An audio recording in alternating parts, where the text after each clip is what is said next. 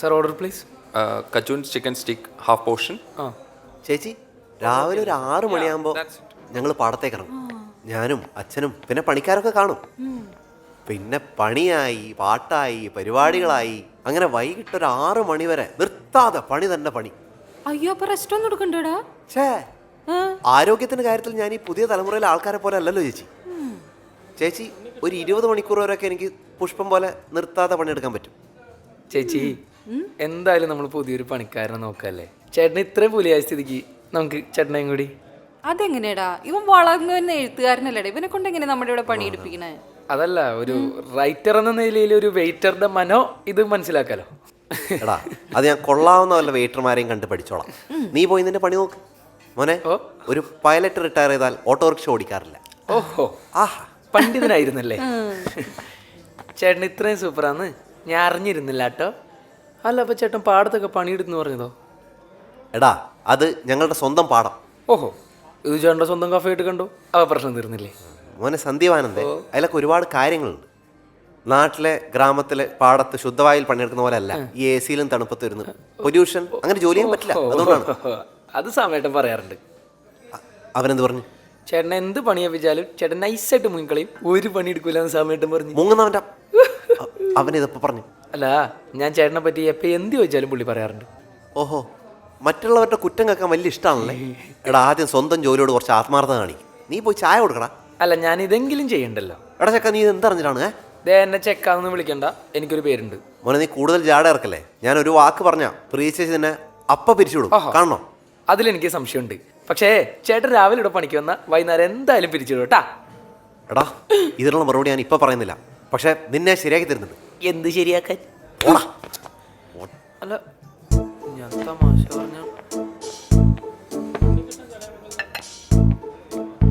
Sir, excuse me, ഇതിപ്പോഴാണ് കൊണ്ടുവരണേ? അല്ല സാർ, അത് എന്താ സാർ, എത്ര നേരം ഓർഡർ തന്നിട്ട്? സാർ 10 മിനിറ്റ് ആയി. സ്റ്റീക്ക് റെഡി ആവാൻ ഇത്തിരി ടൈം എടുക്കും. ഒരു 5 മിനിറ്റ് ഞാൻ വേഗം എത്തിക്കാം. എന്നാൽ ലേറ്റ് ആവുമെങ്കിൽ ആദ്യമേ പറയാൻ പാടില്ലായിരുന്നോ? അതറിയില്ല എനിക്ക്. അല്ല സാർ, നമ്മളിവിടെ ഫുഡ് ഓർഡർ അനുസരിച്ചാണ് പ്രിപ്പയർ ചെയ്യല്. സാറിന് അത് അറിയാമെന്ന് വിചാരിച്ചു. ഓ, നമ്മൾ പൊട്ടനാണല്ലോ. അല്ല സാർ, അങ്ങനെയല്ല സാർ. സോറി സാർ, ഇപ്പം തന്നെ എടുക്കാം. താനവിടെ നിന്നേ. താൻ ആ കൗണ്ടറിൽ കിടന്ന് കുറേ ബഹളം ഉണ്ടാക്കണ്ടായിരുന്നല്ലോ. അല്ല സാർ, അത് ഇതുപോലെ എത്ര കംപ്ലൈൻറ്റ് വന്നിട്ട് തന്നെ കുറിച്ച്? സാർ, നിലവിൽ കംപ്ലൈൻ്റ് ഒന്നും വന്നിട്ടില്ല. അങ്ങനെ പ്രശ്നം ഉണ്ടാക്കണമെന്ന് കരുതി ആരും ഇവിടെ വരാറില്ല. How dare you talk to me like that? എന്താ പ്രശ്നം? നിനക്കത് മര്യാദയ്ക്ക് നടത്തി കൊണ്ടുപോകുന്നുണ്ടോ? എന്നാ ഇതുപോലെയുള്ളവരെ പറഞ്ഞു വിടാൻ നോക്ക്. എന്താടാ, എന്താണ്ടായ? എന്താ?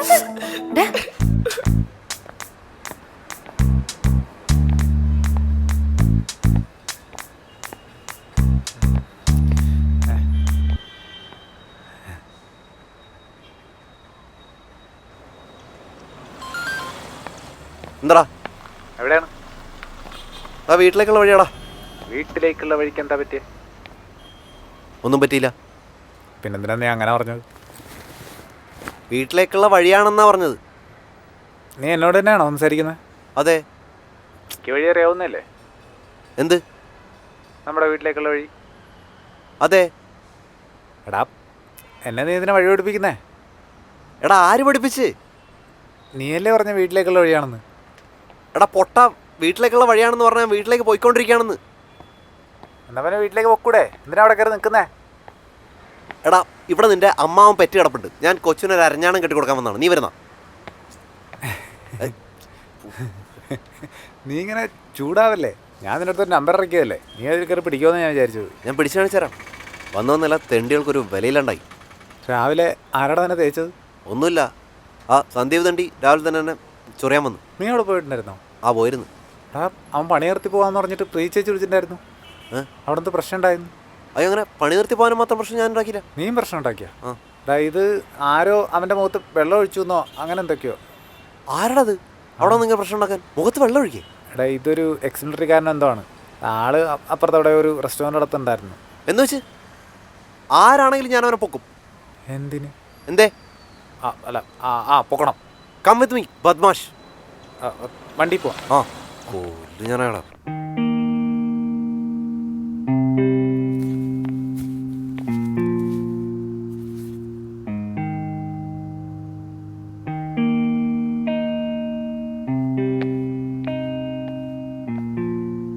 ഹലോ, എന്തിനാ ഇവിടെ വന്നത്? ഫോട്ടോഗ്രാഫി പഠിക്കാൻ. അയ്യോ സോറി. ആ പറ, ഞാൻ എന്താ ചെയ്യണ്ടേ? വാ, ലൈറ്റ് ചെയ്യുന്ന എങ്ങനെ കാണിച്ചു തരാം. വന്നേ, ഒന്നവിടെ ഇരുന്നടാ. അവിടെ ഇരിക്കും. ലൈറ്റ് വന്നിട്ടില്ലേ? കൂടിയില്ലേ? ആ ഓക്കെ.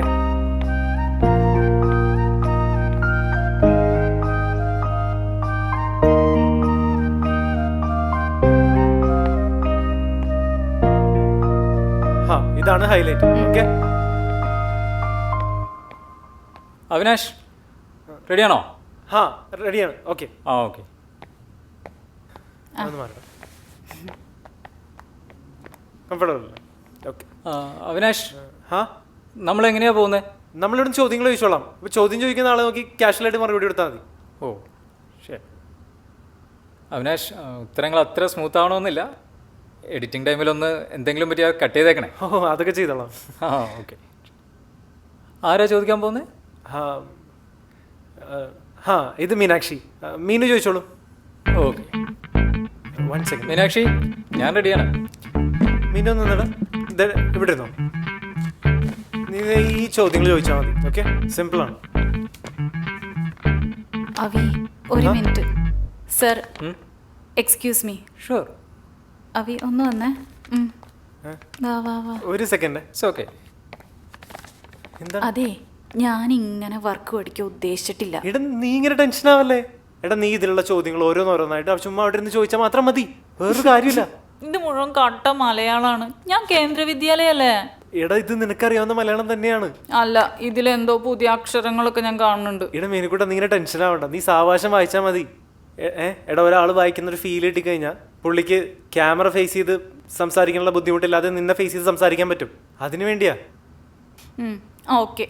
പക്ഷെ ഉണ്ടല്ലോ, നീ ഇവിടുത്തെ പിള്ളേരോട് ചൂടാവണ പോലെ എൻ്റെ അടുത്ത് ചൂടാവാനൊന്നും പറ്റില്ല. ചിലപ്പോൾ എന്തെങ്കിലുമൊക്കെ തെറ്റിന്നൊക്കെ വരും. അങ്ങനെ എങ്ങനെ ചെയ്താൽ മൊത്തം സാധനം എൻ്റെ കയ്യിൽ നിന്ന് പോകും. നീ എന്റെ മുത്തലടാ. ഞാൻ നിന്നോട് അങ്ങനെയൊക്കെ ചെയ്യോ? നിന്നെ അറിയണോണ്ടാ ഞാൻ അങ്ങനെയൊക്കെ പറഞ്ഞ. എന്ത് തീരെ ക്ഷമയില്ലാത്ത ആളാ നീ. ക്ഷമയില്ലാത്തത് എനിക്ക്? നീ വന്നേ വാ. Thank you for your order. Just 10 minutes. ആ ഓക്കെ. ഡാ, ആ ഈ സാധനം കിടക്കണുണ്ടോ? ഇതാരാ ക്ലീൻ ചെയ്യട്ടെ? ഞാനാണ് ക്ലീൻ ചെയ്യട്ടെ. ഞാൻ ചെയ്തോളാം സാർ. അടുത്ത മാസം നിനക്ക് ശമ്പളം തരണമെന്ന് ആലോചിക്കേണ്ടി വരും. ഗസ്റ്റ് വരും. ചെല്ല്, പോയി അറ്റൻഡ് ചെയ്യും.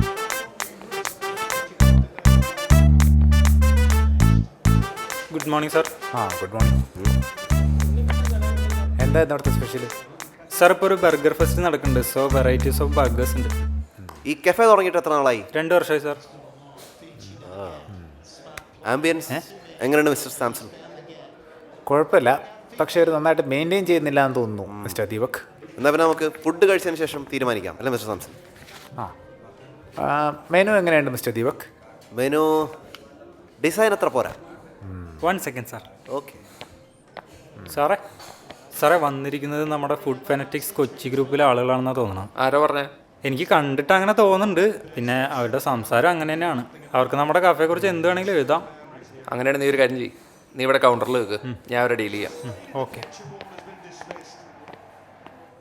ഹായ് ജെന്റിൽമാൻ, ഞങ്ങളുടെ സ്പെഷ്യാലിറ്റി ഡിഷസായ ഇൻഡോ അറേബ്യൻ ഫ്യൂഷനിലുള്ള കേരള ഷവർമ, കേരള സ്റ്റൈൽ മസാല അൽഫാം, പിന്നെ ഇറ്റാലിയൻ ഡിഷസ് ഉണ്ട്. കണ്ടു. പിന്നെ ഇപ്പോൾ ബർഗർ ഫെസ്റ്റ് നടക്കുന്നുണ്ട്. സോ വെറൈറ്റി ഓഫ് ബർഗേഴ്സ് ഉണ്ട്. എല്ലാം ഓരോന്ന് കൊണ്ടുവരൂ. അല്ല അങ്ങനെയല്ല, എല്ലാ സ്റ്റൈലിലുള്ള ഓരോന്ന് വെച്ചെടുത്തോളൂ. അത് നിങ്ങൾ പറയുവാണെങ്കിൽ it will be easy for us. അതെങ്കിലും നിങ്ങളൊന്ന് സെലക്ട് ചെയ്യൂ പ്ലീസ്. സർപ്രൈസ് സാർ, എല്ലാ സ്റ്റൈലിലും വെറൈറ്റി ഓഫ് ഡിഷസ് ഉണ്ട്. ഒരു കാര്യം ചെയ്യും, ഒരു 2 കേരള ഷവർമയും 2 ബീഫ് ബർഗറും എടുത്തോളൂ. ഓക്കെ. കുടിക്കാൻ എന്തെങ്കിലും പറയാം. Okay sir, thank you. 2 കരിക്ക് വെട്ടിയെടുത്തോളൂ. ഒരുമാതിരി പൊട്ടം കളിക്കില്ലേ? നൈസായിട്ട് ഡീൽ ചെയ്യില്ലെങ്കിൽ അവർക്ക് മനസ്സിലാവും നമ്മൾ ബ്ലോഗ് റൈറ്റേഴ്സ് ഒന്നും അല്ലാന്ന്. എനിക്കാണ് അവനെ കണ്ടിട്ട് ഇടിച്ചിട്ട് അവൻ്റെ. എടാ എപ്പോഴും മസിലോട് ഇത്തരം കാര്യങ്ങളൊന്നും നേടാൻ പറ്റില്ല. ഈ കാര്യങ്ങളൊക്കെ നൈസായിട്ട് ഇങ്ങനെ നടക്കും. എന്നാ ഇടിക്കുന്നില്ല, ഞാൻ കഴിച്ച് പകരം വിട്ടു. കാശുണ്ട് എൻ്റെ കയ്യിൽ. കാശ് വേണ്ട, നമ്മൾ ബ്ലോഗ് റൈറ്റേഴ്സ് അല്ലേ, നമ്മൾ കാശൊന്നും കൊടുക്കണം. നമ്മളിവിടെ വരുന്ന അവർക്ക് ഒരു ഔദാര്യമല്ലേ. അണ്ണൻ ഇതിനെക്കുറിച്ച് വല്ല പിടുത്തമൊന്നുമില്ലല്ലേ?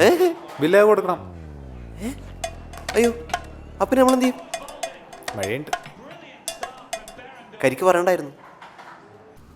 ജീവിതത്തിൽ വേണ്ടതിൽ കൂടുതൽ ആഗ്രഹങ്ങൾ വെക്കുന്നത് നല്ല കാര്യം ആണോ അല്ലയോ?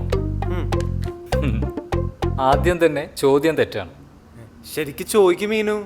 അല്ല, മീനാക്ഷി വായിച്ചതിൻ്റെ പ്രശ്നമല്ല, ആ ചോദ്യത്തിൻ്റെ രൂപം തന്നെ തെറ്റാണ്. ഓ സോറി. വേണ്ടതിലധികം ആഗ്രഹങ്ങളെന്ന് നമുക്ക് എങ്ങനെ പറയാൻ പറ്റുക? വേണ്ടതിലധികം ആഗ്രഹങ്ങളായെന്ന് നമുക്ക് എങ്ങനെ മനസ്സിലാക്കാം? ഇതിന് വല്ല മീറ്ററും ഉണ്ടോ? അല്ലേ? ആ, വേണ്ടതിലധികം ആഗ്രഹങ്ങളായി എന്ന് നമുക്ക് എങ്ങനെ പറയാൻ പറ്റുക? ഇതിന് വല്ല മീറ്ററും ഉണ്ടോ? പക്ഷേ ചോദ്യം ആഗ്രഹങ്ങളുടെ പുറകെ മാത്രം പോകുന്നത് ശരിയാണോ തെറ്റാണോ എന്നാണെങ്കിൽ എനിക്കതിന് ഉത്തരമുണ്ട്. ആഗ്രഹങ്ങൾ നല്ലതാണ്, പക്ഷെ അത് കൂടുമ്പോൾ നമുക്ക് ടെൻഷനും സ്ട്രെസ്സും ഒക്കെ വരും. എല്ലാവർക്കും അല്ല, ഭൂരിഭാഗം ആൾക്കാർക്കും അങ്ങനെയാണ്. പക്ഷേ നമുക്ക് ചെറിയ ചെറിയ സന്തോഷങ്ങൾ നമ്മുടെ ജീവിതത്തിൽ വരുന്നതൊക്കെ എൻജോയ് ചെയ്യാൻ പറ്റുവാണെങ്കിൽ കുറച്ച് അംബീഷ്യസ് ആവണയിൽ തെറ്റൊന്നുമില്ല. അവിനാഷ്, നമുക്കൊരു ബ്രേക്ക് എടുക്കാം. ആ ഓക്കെ, എടുക്കാം. ഹലോ ഹലോ, ഇതെന്താണ്? എത്ര നേരം നീ മൊബൈലും പിടിച്ചോണ്ടിരിക്കുന്നത്? എനിക്ക് മെസ്സേജ് വന്നിട്ടാവി. മെസ്സേജ് പോലും. എടാ, ഒരു ജോലിക്ക് ഇരിക്കുമ്പോൾ സൈലന്റ് ആയിട്ടിരിക്കണം അറിയില്ല. ഇതൊന്നും അറിയില്ല ഇത്ര നാളായിട്ട്. ഞാൻ കാണുന്നുണ്ട്. ആ, ഇപ്പൊ ഇതെന്താ? അത് മാത്രമല്ല, നീ എന്താ അങ്ങോട്ടും ഇങ്ങോട്ടൊക്കെ നോക്കിക്കൊണ്ടിരിക്കുന്നത്? പുള്ളിക്ക് ഫേസ് ചെയ്യാൻ വേണ്ടിയില്ല നിന്നെ ഇവിടെ ഇരുത്തിയത്. ഞാൻ ആദ്യം പറഞ്ഞിട്ട് ഇവിടുത്തെ അസിസ്റ്റന്റ് പിള്ളേരെ ചീത്ത പറയണ പോലെ എന്നെ ചീത്ത പറയാൻ പറ്റില്ല എന്ന്. ഒരു പണി പഠിക്കാൻ വന്നത് പഠിക്കണം. ഓ പിന്നെ ഇവിടെ കുന്തം വിഴുങ്ങിയ പോലെ ഇരിക്കണം എന്നാണല്ലോ പണി പിടിക്കല്. കുന്തം വിഴുങ്ങിയ പോലെ? നിനക്ക് ഈ പണിയുടെ വില അറിയില്ല. പിന്നെ ഭയങ്കരമാണ്. ഒരു കാര്യം ചെയ്യും, ആവി ഇവിടെ ഇരിക്കും, ഞാൻ ക്യാമറ ഓപ്പറേറ്റ് ചെയ്യാം. ദേ മീനു, ഒന്ന് പോവി. പുള്ളിയോട് അങ്ങോട്ട് തുടങ്ങിക്കോ. എനിക്ക് അയാളുടെ രീതിയൊന്നും തീരെ ഇഷ്ടപ്പെട്ടില്ല. എനിക്ക് തീരെ ഇഷ്ടപ്പെട്ടില്ല. പുള്ളിക്കൊരു പ്ലസന്റ് ഫേസ് ഇല്ല.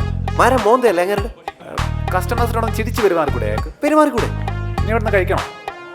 കഴിച്ചു നോക്കാം. അഥവാ ഫുഡ് ഇഷ്ടപ്പെട്ടില്ലെങ്കിൽ എല്ലാം കൂടെ എഴുതി ചേർത്ത് കൊന്നുകളെ അല്ലേ?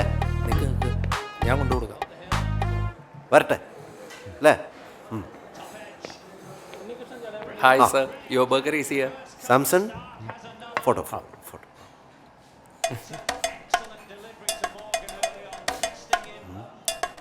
മിസ്റ്റർ, ഇത് നിങ്ങളുടെ ഒരു സ്റ്റൈലാണോ? എന്താണ് സർ? അല്ല അല്ല, ആൾക്കാരെ കഴിക്കുമ്പോൾ ഞാൻ നോക്കിക്കൊണ്ടിരിക്കുന്നു. അല്ല സർ, ടേസ്റ്റ് എങ്ങനെയുണ്ടെന്ന് അറിയാനായിട്ട്. നോ നോ നോ നോ, കഴിച്ചു നോക്കാതെ ഒന്നും പറയാൻ പറ്റില്ല. Okay sir, okay.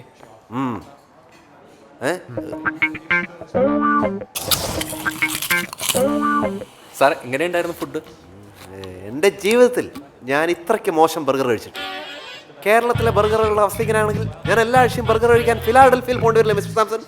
ഇതാണോ താൻ പറഞ്ഞ ഫ്യൂഷൻ? അല്ല സർ. ഇതിലെവിടോ ചിക്കൻ? ഇതിനേക്കാൾ കൂടുതൽ ചിക്കൻ തൊട്ടപ്പുറത്തെ പെട്ടിക്കടയിലെ മുട്ട പോസ്റ്റലുണ്ടോ? Disappointed, really disappointed, highly disappointed. Sir, സ്ഥിരമായിട്ടുള്ള ഷെഫ് ഇല്ലാത്തതുകൊണ്ടാണ്. ഒരു 15 മിനിറ്റ് വരുവാണെങ്കിൽ ഞാൻ പോയി നല്ല പുതിയ വെറൈറ്റി ആയിട്ടുള്ള ഡിഷസ് ഉണ്ടാക്കി എടുത്തുകൊണ്ട് വരാം. താങ്കളാണോ ഈ കടയുടെ മുതലാളി? അല്ല സാർ, മാനേജറാണ്. അപ്പം മൂർത്തിയേക്കാൾ ജാടയുള്ള ശാന്തിയാണ് താൻ. എടോ, ഈ കഫയെക്കുറിച്ച് അത്യാവശ്യം നല്ല അഭിപ്രായമാണുള്ളത്. താനായിട്ടത് കളയോ? സാർ, ഇവിടെ ഇരിക്കുന്ന എല്ലാ റെഗുലർ കസ്റ്റമേഴ്സാണ്, പ്ലീസ്. അതൊക്കെ ഇപ്പോൾ നോക്കാറുണ്ട്. താനപ്പം ഈ വെയിറ്ററുടെ മുഖത്തോട്ട് വെള്ളം ഒഴിക്കുന്ന ഇതൊക്കെ ചിന്തിക്കാറുണ്ടോ? അതാണല്ലോ ശീലം അല്ലേ? ഏകദേശം കാര്യങ്ങൾ മനസ്സിലായിട്ടുണ്ടാവുമെന്ന് വിചാരിക്കുന്നു. ഈ സന്ദീപ് ഒരു ദിവസം 2 ജോലി വെച്ച് ചെയ്യുന്ന പയ്യനാ. അവൻ ആ കഫേയിലെ ജോലി നിർത്തി പോകാനായിട്ട് നിൽക്കുക. ഞങ്ങളുടെ ഗ്രൂപ്പിലെ ഏറ്റവും നല്ല അഭിപ്രായമുള്ള വെയിറ്ററാണ്. ഞങ്ങളൊക്കെ പറഞ്ഞിട്ട് അവൻ കേൾക്കുന്നില്ല. ആ ഗ്രൂപ്പിൽ നിന്ന് അറിഞ്ഞിട്ടാണ് ഞങ്ങളിവിടെ വന്നിരിക്കുന്നത്. താൻ അവിടെ ചെന്ന് അവനോട് മാപ്പ് പറഞ്ഞ് അവൻ അവിടെ തിരിച്ച് ജോലിക്ക് നിൽക്കുന്ന രീതിയിലാക്കണം ഇപ്പം തന്നെ. എന്തുക്കും ഇപ്പം ചെയ്യണം. ചെയ്തില്ലെങ്കിൽ ഞാനൊരു എഴുത്തെഴുതും. കഫേയെ കുറിച്ചല്ല, തന്നെ കുറിച്ച്. പിന്നെ തനിക്ക് ഈ കഫേയല്ല, ലോകത്ത് ഒരു കഫേയിലും ജോലി കിട്ടില്ല. എൻ്റെ എഴുത്തെന്ന് പറഞ്ഞിട്ടല്ലോ ഇവനോട് അല്ല ഇവനോട് കേൾക്കണ്ട, ഭയങ്കര എഴുത്താണ്. ആ ഓടോ. സോറി അവി, ഞാൻ അങ്ങനെ റിയാക്ട് ചെയ്യാൻ പാടില്ലായിരുന്നു. I am really sorry. Okay.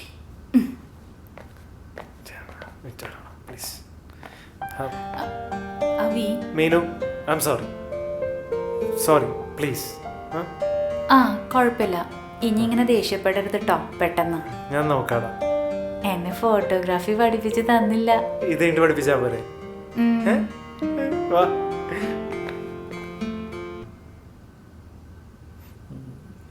Okay Avinash റെഡിയല്ലേ? ഹാ ഓക്കെ ചോദിച്ചോളൂ. ഒരു റിലേഷൻഷിപ്പിൽ ഏറ്റവും വേണ്ടത് അണ്ടർസ്റ്റാൻഡിങ് ആണല്ലോ. അതുള്ളത് കൊണ്ടാണല്ലോ ആൾക്കാർ ലവ് മാരേജ് ഒക്കെ ചെയ്യുന്നത്. ഓക്കെ. പിന്നെ എന്തുകൊണ്ടാണ് ഡിവേഴ്സിന്റെ എണ്ണം കൂടുന്നത്? ഒന്നാമത് ഏതൊരാളെയും പൂർണ്ണമായിട്ട് മനസ്സിലാക്കാൻ ഭയങ്കര പാടാണ്. പാടാണെന്നല്ല, അത് നടക്കാത്ത കാര്യം അതാദ്യം മനസ്സിലാക്കണം. പിന്നെ രണ്ടാമത്തെ കാര്യം, നിങ്ങളല്ല നിങ്ങളുടെ പാർട്ണർ. രണ്ടുപേരും രണ്ട് വ്യക്തികളാണ്. അത് മനസ്സിലാക്കിയാൽ പകുതി പ്രശ്നങ്ങൾ കഴിഞ്ഞു. Very nice. അപ്പൊ നെക്സ്റ്റ്. ആ അതും പറഞ്ഞ് താൻ ഇവിടുന്ന് ജോലി നിർത്തി പോകാൻ നിൽക്കണ്ട. തെറ്റെൻ്റെ ഭാഗത്താ. സോറി. Okay sir. ഗുഡ്.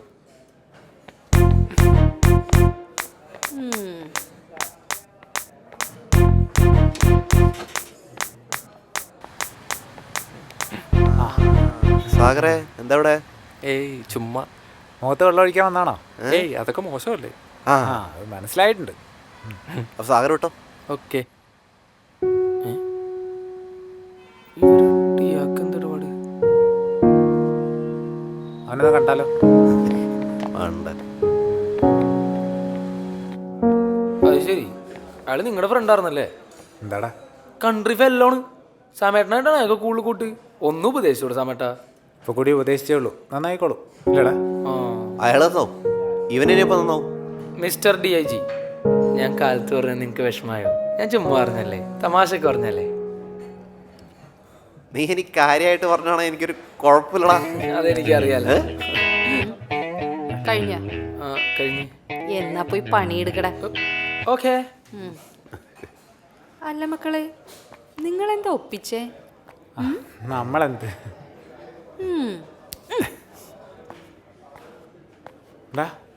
നീ അയാളുടെ റെസ്റ്റോറൻറ്റിലേക്ക് പോകുന്നുണ്ടോ? എന്ത്? ഞാൻ വരില്ല. വൈ? അയാൾ വല്ല വിഷമം കറക്കി തരും, ഉറപ്പാ.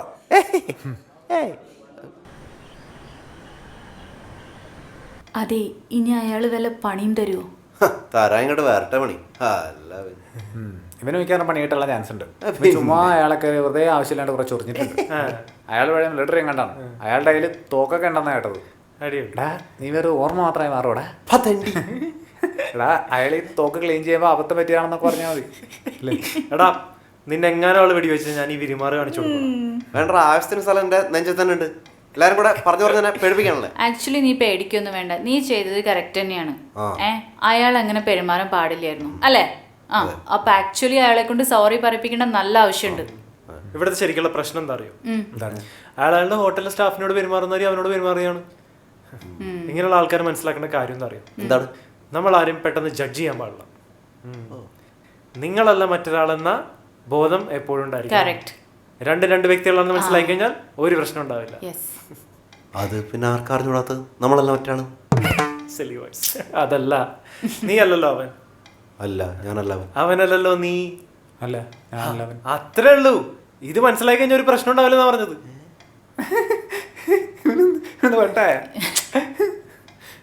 എടാ ഇത് മറ്റേ ഐറ്റാണ്. എന്ത് item? You are the me inside of me, I am the U.